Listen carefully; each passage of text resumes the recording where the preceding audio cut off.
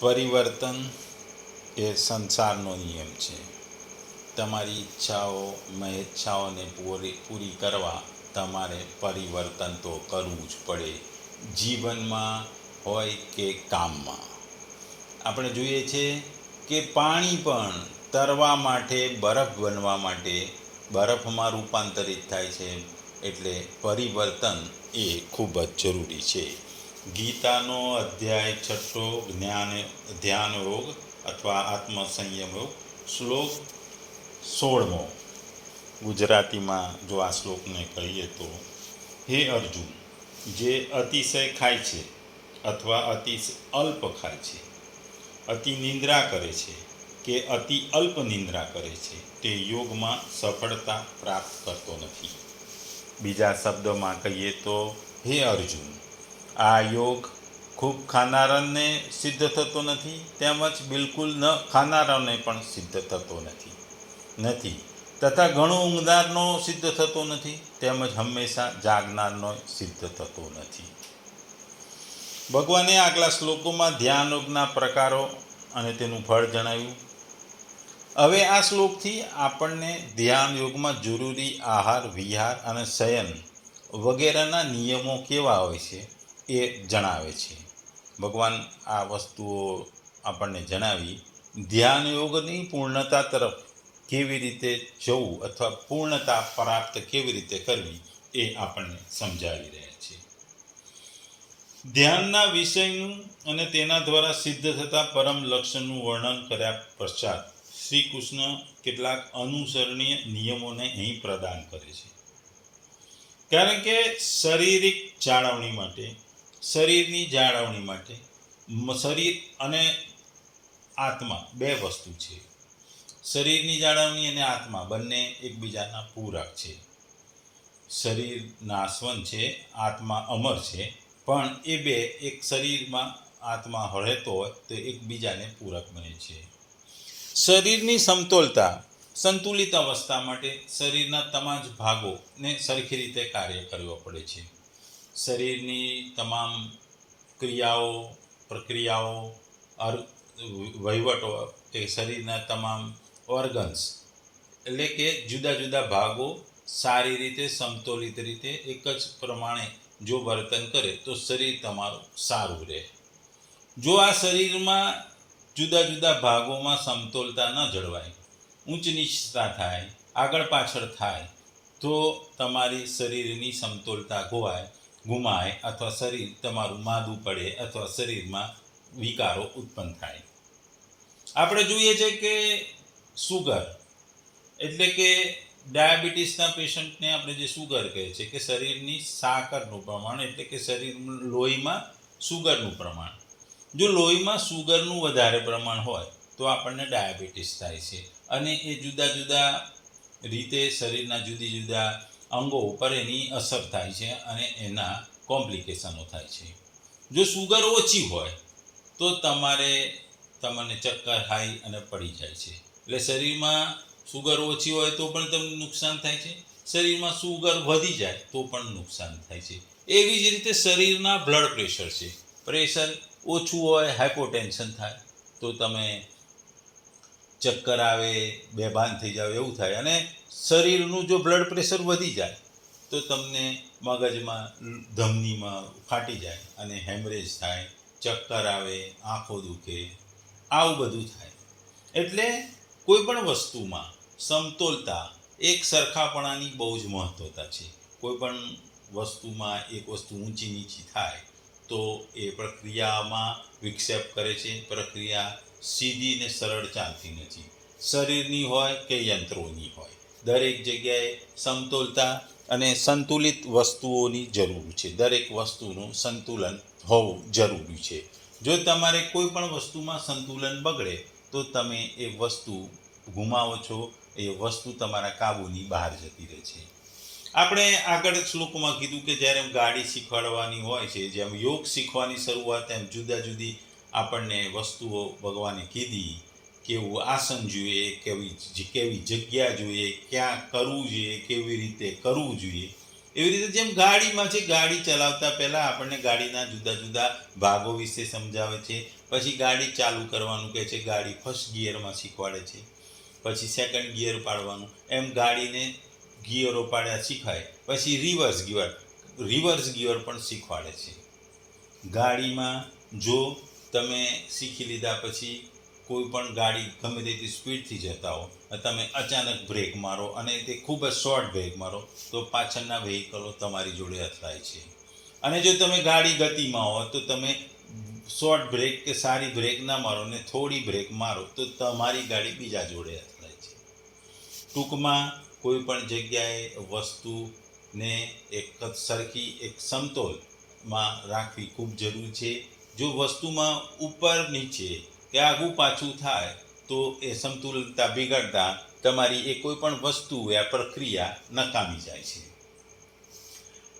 આ શ્લોકમાં ભગવાન આપણને બે વસ્તુઓ વિશે સમજાવે છે, એક ખોરાક અને નિંદ્રા, જમવાનું અને નિંદ્રા. અહીં ભગવાને યોગ શબ્દ વાપર્યો છે. પરમાત્માની પ્રાપ્તિ માટે જેટલા પણ બધા જ ઉપાયો છે જે ભગવત પ્રાપ્તિ માટે છે એ બધાનું નામ યોગ છે. ખાસ કરીને અહીં ધ્યાન યોગનો પ્રસંગ છે, તેથી યોગ શબ્દને ધ્યાન યોગ તરીકે સમજવું જોઈએ, જેથી બધા દુઃખોનો આંતરિક અર્થાત સંપૂર્ણ નાશ કરીને પરમાનંદ અને પરમ શાંતિના સમુદ્ર એવા પરમેશ્વરથી પ્રાપ્તિ કરવા માટે ધ્યાન યોગની વાત ચાલે છે. ભગવાને ફરીથી અહીંયા અર્જુનના નામનો ઉલ્લેખ કર્યો છે.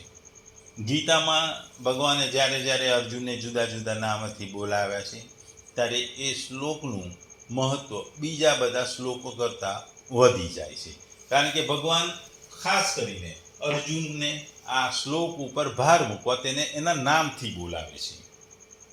આ શ્લોકમાં ભગવાને ઘણી બે વસ્તુઓની જે વાત કરી છે આપણે જોયું છે. કોઈ પણ વસ્તુ સમતોલિત જોઈએ. અહીં ભગવાન આપણને કહે છે કે અધિક ખાનારો યોગ સિદ્ધ નથી થતો, કારણ કે અન્ન અધિક ખાવાથી અર્થાત ભૂખ વિના ખાવાથી અથવા ભૂખ કરતાં અધિક ખાવાથી તરસ વધારે લાગે છે, જેથી પાણી વધારે પીવું પડે છે. વધારે અન્ન ખાવાથી અને પાણી પીવાથી પેટ ભરાઈ જાય છે. પેટ ભારે થઈ જવાથી શરીર વજનદાર થાય છે, અને આ વજનદાર શરીર એ ચુસ્તી ફૂર્તિ ગુમાવી અને આળસમાં કન્વર્ટ થઈ જાય છે. વારંવાર પેટ આવે છે, કોઈ પણ કામ કરવાનું અથવા સાધન ભજન જપ ધ્યાન વગેરે કરવાનું મન થતું નથી. ન તો સુખપૂર્વક બેસી શકાય છે અને ન સુખપૂર્વક સૂઈ પણ શકાય છે, તથા ન હરવા ફરવાનું મન થાય છે. અજીર્ણ વગેરે થવાથી શરીરમાં રોગો થાય છે. એટલે અધિક ખાવાવાળો પુરુષ યોગ કેવી રીતે થાય? એવી જ રીતે બિલકુલ ન ખાવાથી પણ યોગ સિદ્ધ થતો નથી, કારણ કે ભોજન ન કરવાથી મનમાં વારંવાર ભોજનનું ચિંતન થાય છે, શરીરમાં શક્તિ ઓછી થઈ જાય છે, માંસ ચરબી વગેરે પણ સુકાતા જાય છે, શરીર શિથિલ થઈ જાય છે, હરવું ફરવું કઠિન થઈ જાય છે અને સૂઈ રહેવાનું મન થાય છે, જીવવું ભારે થઈ જાય છે, બેસીને અભ્યાસ કરવું કઠિન થઈ જાય છે. આથી ચિત્ત પરમાત્મામાંથી નથી લાગતું. એટલે આવો પુરુષ પણ યોગ કેવી રીતે થઈ શકે? આપણા પણ શાસ્ત્રોમાં કહેવાયું છે, ભૂખ્યા પેટે પણ ભજન ન થાય. જો તમે ભૂખ્યા હોય તો પણ ભગવાનનું નામ લઈ શકતા નથી. એટલે ભગવાન અહીં ખાવાની વસ્તુઓ ભોજનને આ વસ્તુ યોગ સાથે જોડતા કહે છે કે યોગના પુસ્તકોમાં બતાવેલા પ્રમાણ કરતાં જે વધારે ખાય છે તે યોગમાં સફળ થઈ શકે નહીં. એવો યોગશાસ્ત્ર પણ કહે છે, અડધું પેટ ખોરાકથી ભરવું, પા પેટ પાણીથી ભરવું અને પા પેટ ખાલી રાખવું ને હવાને મુક્ત કરવા માટે ખાલી રાખવું. આ એક સમતોલ ખોરાક છે. જો તમે વધારે પડતું ખાશો તો તમારે પેટ બહાર આવશે. વધારે પડતું ખાવાથી તમારા પેટ એની કેપેસિટીથી વધારે ખાય તો ખાવાના પચતું નથી. એ ખાવાનું ન પચતી ખાવાના ઓડકારો ને વધુ આવે છે. એટલે વધારે ખાવાથી તમને સાથે સાથે ઊંઘ આવશે, નિંદ્રા આવશે, ધ્યાન ચડશે, જે તમને ઘેરી રહેશે. એટલે ધ્યાન યોગમાં તમારું ધ્યાન નહીં રહે, તમને અજીર્ણ થશે, વાયુ વૃદ્ધિ થશે, આંતરડા અને યકૃતના રોગો થશે. એટલે તમને જુદી જુદી વસ્તુઓ થશે, એટલે વધુ પડતું નુકસાન થાય છે. આપણામાં કહેવત છે, everything in access is poison. કોઈ પણ વસ્તુ વધારે પડતી લો એ તમારા માટે નુકસાન કરતા છે, એટલે કે એ ઝેર જેવું છે. જો પાણી પણ 1 ગ્લાસ પીવો તો બરાબર, પણ સામટા 6-7 ગ્લાસ પાણી પીવો તો તમારે ઉલટી તો થાય જ. બીજું આગળ ભગવાન કહે છે કે તમે ખાવ નહીં તો તમને શરીર મંદ પડી જાય, શરીરની ક્રિયાઓમાં શક્તિ ના મળે, પોષણ ના મળે, આસક્તિ થઈ જાય. એટલે તમે ધ્યાનમાં લાંબો સમય એક જગ્યાએ એકી ટસે બેસી ના શકો, કારણ કે તમારું શરીર નબળું થઈ જાય છે, અશક્તિ તમારામાં આવી ગઈ હોય છે. એટલે શરીરને તંદુરસ્ત અને મજબૂત રાખવું એ ધ્યાન યોગમાં જરૂરી છે. એટલે તમારે વધારે પડતું પણ ખાવું ના જોઈએ અને ઓછું પણ ખાવું ન જોઈએ, સમતોલ ખાવું જોઈએ. આપણામાં સમતોલ આહારની આપણા શાસ્ત્રોમાં અને આપણા લોકોમાં કેટલાય વર્ષોથી સમતોલ આહાર, સમતોલ ખોરાક એ ખૂબ જ જરૂરી છે. ખાવામાં પણ સમતોલ ખોરાક એટલે કે તમામ પ્રકારની વસ્તુઓ ખાવી જોઈએ, જેનાથી તમને પૌષ્ટિક તત્વો મળે, જે તમારા શરીરને વિટામિન્સ મળે, શરીરને મિનરલ્સ મળે, શરીરને જરૂરી પોષક તત્વો મળે, શરીરને જરૂરી કાર્બોહાઈડ્રેટ, પ્રોટીન વગેરે મળે. એ સમતોલ આહાર છે. એમ પણ અહીં ભગવાન સમતોલ એટલે કે જરૂર પૂરતું જ ખાવું, વધારે કે ઓછું ખાવું નહીં. આગળ આ શ્લોકમાં ભગવાન બીજી વસ્તુ કહે છે કે જેનો વધારે સૂવાનો સ્વભાવ હોય છે તેનો પણ યોગ સિદ્ધ થતો નથી, કારણ કે વધારે સૂવાથી સ્વભાવ આળસુ બની જાય છે, ચેતાતંતુઓ અને સ્નાયુતંત્ર મંદ પડી જાય છે. એટલે વધારે સૂવાથી તમારો સ્વભાવ પણ બગડી જાય છે અને વારંવાર નિંદ્રા આવવાની ટેવ પડી જાય છે. તમે નિંદ્રા તમારે પ્રિય થઈ જાય છે, એટલે કોઈ પણ વસ્તુમાં તમને નિંદ્રાનો ઈચ્છા થાય છે, પડ્યા રહેવાનું મન થાય છે, સુખ થાય છે, કારણ કે બેસવામાં એમને પરિશ્રમ થાય છે. વધારે સૂઈ રહેવાથી ગાઢ નિંદ્રા પણ આવતી નથી, ગાઢ નિંદ્રા ન આવતી સપનો આવતા રહે છે, સંકલ્પ વિકલ્પો થતા રહે છે, શરીરમાં આળસ ભરાઈ જાય છે, આળસને કારણે બેસવામાં કઠિનાઈ થાય છે. આથી તે યોગ અભ્યાસ પણ કરી શકતો નથી. પછી યોગની સિદ્ધિ તો કેવી રીતે મળે? બીજું કે અધિક સુવાથી પણ યોગની સિદ્ધિ નથી થતી, તો પછી બિલકુલ ન સુવાથી તો ક્યાંથી થાય? કેમ કે જો આવશ્યક જીવનમાં આવશ્યક નિંદ્રા ન લઈએ, અધિક જાગવાથી બેસતી વખતે નિંદ્રા આવે, નિંદ્રા સતાવે એટલે યોગ અભ્યાસ ના થાય. સામાન્ય રીતે કહેવાય છે કે તમારે જીવનમાં 6 થી 7 કલાકની ઊંઘની જરૂર છે. જો તમે આનાથી કલાકથી ઊંઘ ઓછી લો તો તમારું માનસિક મન ચંચળ હોય છે અને મનમાં શિથિલતા આવી જાય છે. ઊંઘ ન પૂરી થવાથી શરીરના તમામ અવયવો પર એની અસર પડે છે. શરીરમાં શિથિલતા આવી જાય છે, સ્ફૂર્તિ ચુસ્તી રહેતી નથી અને કામમાં મન લાગતું નથી. એટલે પછી ધ્યાનમાં મન કેવી રીતે રાખે? સાત્વિક મનુષ્યમાં પણ ક્યારેક સત્સંગનો, સાત્વિક ઊંડી વાતોનો, ભગવત કથાનો અથવા ભક્તોના ચરિત્રનો પ્રસંગ શરૂ થઈ જાય અને કથા વગેરે કહેતા કે સાંભળતા જ્યારે રસ કે આનંદ આવે ત્યારે તેમને પણ નિંદ્રા નથી આવતી, પરંતુ તેમનું જાગવાનું જુદી જાતનું છે. અર્થાત રાજસિક તામસિક વૃત્તિઓનું જેવું જાગવાનું હોય છે તેવું જાગવાનું સાત્વિક વૃત્તિઓવાળાનું નથી હોતું. જાગવામાં તેવા સાત્વિક મનુષ્યોને જે આનંદ મળે છે તેમાં તેઓ નિંદ્રાના વિશ્રામનો ખોરાક મળે છે. આથી રાતોથી રાત જાગવા છતાં પણ તેઓ બાકીના સમયે નિંદ્ર નહીં સતાવતી. એટલું જ નહીં, તેઓએ જાગવું પણ ગુણાતીત થવામાં સહાય કરે છે. પરંતુ રાજસિક અને તામસિક વૃત્તિ જાગે તો તેઓ બાકીના સમયે નિંદ્રા તંગ કરે છે અને રોગો શરીરમાં પેદા થાય છે. એટલે ભગવાન કહે છે કે તમે વધારે પડશો, ઊંઘશો તો શિથિલ બની જશો, મન શરીર ભારે થશે, તમે ધ્યાન નહીં કરી શકો, ધ્યાનમાં ધ્યાન નહીં આપી શકો. જો તમે થોડું જ ઊંઘશો તો તમે તંદ્રામાં પડશો, ધ્યાન દરમિયાન તમને ઊંઘ આવી જશે, ધ્યાન થશે નહીં, ધ્યાન દરમિયાન ઊંઘ આવશે.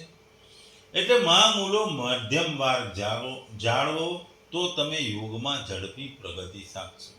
એટલે ખાવાનું હોય કે નિંદ્રા, મધ્યમ માર્ગ જરૂરી પ્રમાણે જાળવો, મધ્યમ માર્ગ જાળવો, મહામૂલો મધ્યમ માર્ગને અપનાવો તો તમે યોગમાં ઝડપથી પ્રગતિ કરશો. પરમેશ્વરની પ્રાપ્તિ તમારા માટે ખૂબ જ સરળ બની જશે. ટૂંકમાં ભગવાન આપણને કહે છે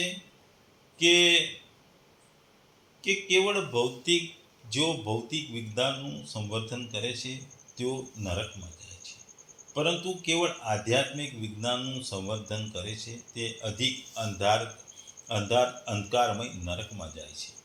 ભૌતિક વિજ્ઞાન આપણા શરીરની દેખભાળ કરવા માટે આવશ્યક છે, જ્યારે આધ્યાત્મિક વિજ્ઞાન આપણી અંદરમાં રહેલી આંતરિક દિવ્યતાને પ્રાગટ્ય માટે આવશ્યક છે. આપણે જીવનના ધ્યેય સુધી પહોંચવા માટે આ બંનેનું જીવનમાં સંતુલન કરવું જરૂરી છે. તેથી યોગાસન, પ્રાણાયામ, ઉચિત આહારનું વિજ્ઞાન એ વૈદિક જ્ઞાનમાં અનિવાર્ય અંગ છે. ભૌતિક જ્ઞાન માટે ચારે વેદોના સહયોગથી વેદો છે. અથર્વવેદનો સહયોગી વેદ આયુર્વેદ છે, જે ઔષધ અને સુસ્વાદ અંગે પ્રાચીન વિજ્ઞાન છે. આ દર્શાવે છે કે વેદો શારીરિક આરોગ્યની જાળવણી ઉપર વિશેષ ભાર મૂકે છે. તદ અનુસાર કૃષ્ણ પણ કહે છે, અતિ આહાર, નિરાહાર, અતિ સક્રિયતા અને સંપૂર્ણ નિષ્ક્રિયતા વગેરે આ સર્વ યોગ માટે અવરોધક છે, અવરોધરૂપ છે. આધ્યાત્મિક સાધકે તાજું ભોજન, પોષક આહાર આરોગી, પ્રતિદિન વ્યાયામ કરી અને પ્રતિ રાત્રિ ઉચિત માત્રામાં નિંદ્રા કરી તેની શરીરની ઉચિત કાળજી લેવી જોઈએ. કારણ કે શરીર તન ચંગા, જો શરીર સારું હશે તો કોઈ પણ વસ્તુ સારી થશે.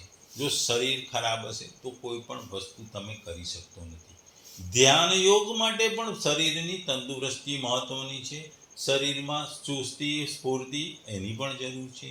મન તમારું એકાગ્ર બને એના માટે શરીરની તંદુરસ્તી ખૂબ જ જરૂરી છે. કારણ કે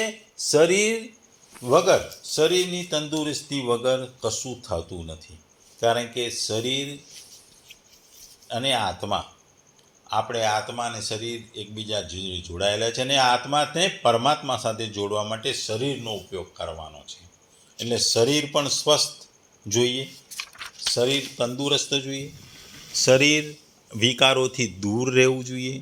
કારણ કે જો વધારે પડતી કોઈ પણ વસ્તુ આપણને નુકસાન કરે છે.